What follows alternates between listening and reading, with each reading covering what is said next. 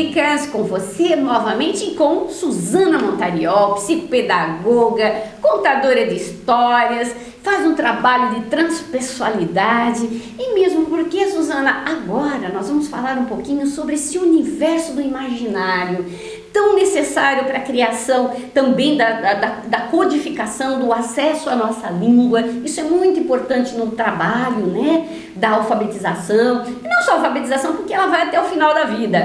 Suzana, com você agora, o imaginário é importante nessa construção do ser humano. E por que a gente deve começar desde a infância, nos primeiros anos, a fazer uso desse universo da fantasia? Bom, eu sou contadora de história há 30 anos, né? E engraçado como a gente vai percebendo o lugar da história e da fantasia na nossa vida, concomitantemente, conforme a gente também vai se manifestando como contadora de história.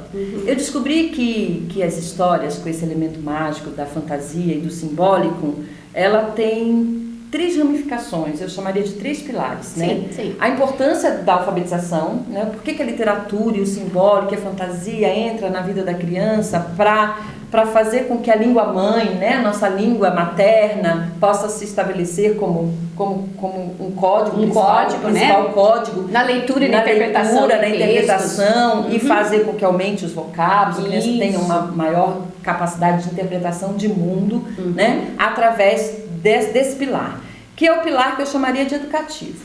E aí nós temos um outro pilar que a literatura também nos oferece, que é o pilar da arte, né? Que a literatura que só tem que dar prazer, só tem que fazer ficar feliz, só tem que encantar. A gente não tem que passar por as coisas também que não nos dão tanta conceito de felicidade. Exatamente. Né? Então a literatura ela é educativa, ela é prazerosa, porque ela é arte, então ela traz. E o terceiro pilar, ela é terapêutica. E quando ela entra nessa terapêutica, ela é quem nos dá condições de a gente compreender exatamente o que a fantasia faz dentro da nossa realidade. Aí eu uso muito uma frase do Gianni Rodari, no livro A Gramática da Fantasia, onde ele diz que a fantasia é a capacidade que a gente tem de romper com os esquemas da realidade, criando nova realidade. Aí, peraí, mas como que é isso? Então é assim, você tem uma realidade, você não dá conta dela. Exatamente. E aí a sua psique não consegue dar conta disso. Não consegue dar conta. E você precisa desse elemento que vai entrar, que é a fantasia, que vai permitir que você crie uma nova realidade. Que coisa, mas é até um caráter de lógica. É um caráter de lógica. Vou explicar isso na prática. Vamos entender isso na prática. Por exemplo, você é professor ou professora. Professor, ou nosso pai. Tutor, um pai. Uma mãe. Você recebe sua criança na sua sala de aula. Essa criança veio para a sala de aula, mas ela apanhou em casa antes de ir para a escola. Ela levou uma surra do pai ou da mãe e ela está muito com os fragilizada.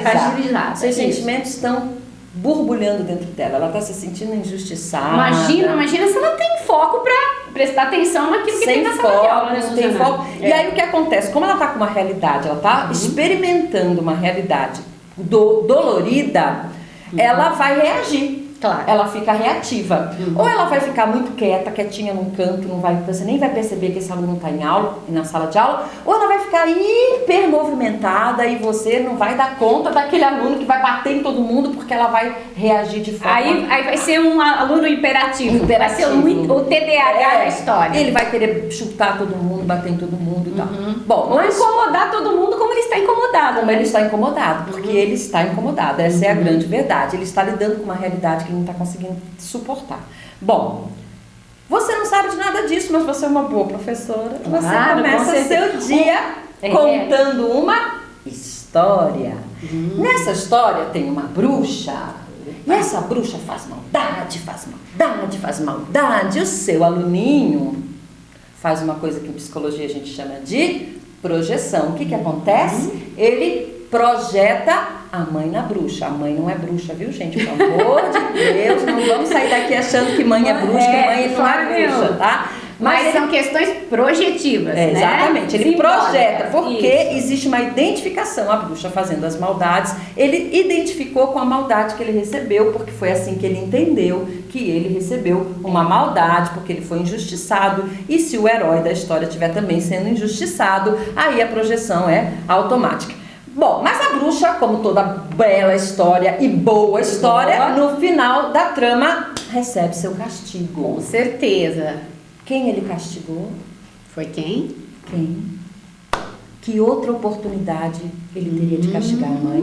Que outra oportunidade ele teria para esvaziar tudo isso? Isso, porque tirar agora aqueles sentimentos que incomodavam. acabou. A mãe não está mais, ele está na sala de aula e a mãe ficou em casa. Porque ele conseguiu dissolver. A fantasia permitiu que ele castigasse a mãe.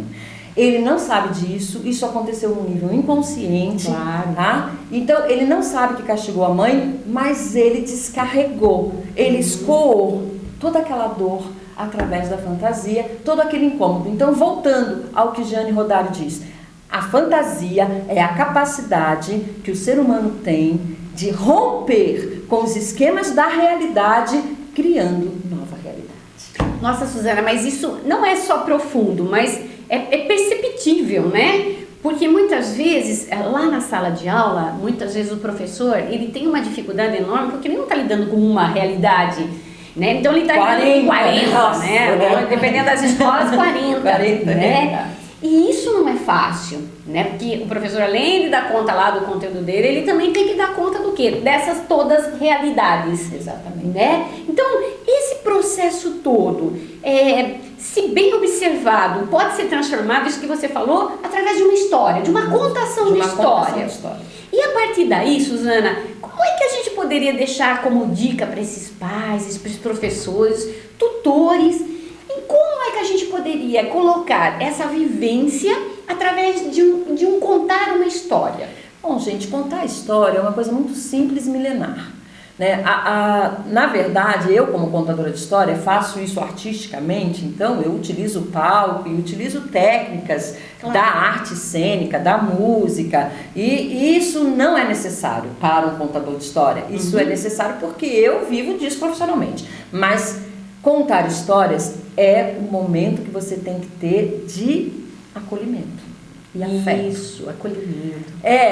O livro, ele é o aparelho pelo qual você vai escoar teu carinho, teu amor e teu estado de alma. Que normalmente eu peço só que seja uma leitura da qual você esteja apaixonado. Quer dizer, que seja uma história que você gosta, porque se você contar uma história que você não gosta, você não vai conseguir passar. Porque eu costumo dizer que não é a gente que conta história, é a história que nos conta. Que nos conta. Porque quando você escolhe uma história, você já está escolhendo parte sua para ser contada. Até porque você gosta, né? Até porque você gosta. Então, você está escolhendo uma parte sua que vai ser contada. Então, na verdade, gente, assim, é gostar da história, é estar envolvido com a criança ou com o ouvinte, tá? Afetivamente. Não precisa se pendurar no lustre, fazer pirofagia, basta apenas ter uma voz suave, uma voz da entonação, gostosa, né? ter uma entonação para os personagens, para dar uma dinâmica e permitir que esse momento seja sagrado. Que ótimo. E permitir Suzana. que esse momento possa nascer aquilo que está no invisível, mas que o invisível mesmo que fala tanto para nós, né? Esse invisível possa se perpetuar nesse momento. E Suzana, e até assim, né? Quanto mais então, desde criança, a gente motivar essa criança a ler livros, ler gibis, ler histórias, maior será a nossa visão de mundo. E lá, então, quando a gente ficar com a nossa idade um pouco mais avançada, eu devo continuar lendo, porque isso faz muito bem para esse nosso cérebrozinho. Lógico, a gente tem que continuar lendo sempre. Na verdade, eu falo da história, a gente fala do livro, né? A gente ainda é do tempo do livro, mas hoje temos um computador ferramentas digitais, filmes, cinemas, né? Então, assim, sempre bons filmes, boa leitura, um bom cinema, um bom teatro, livro, um bom teatro, né? Sempre um contato com essa realidade que permite que o simbólico entre e que permite que a gente possa escoar a nossa realidade.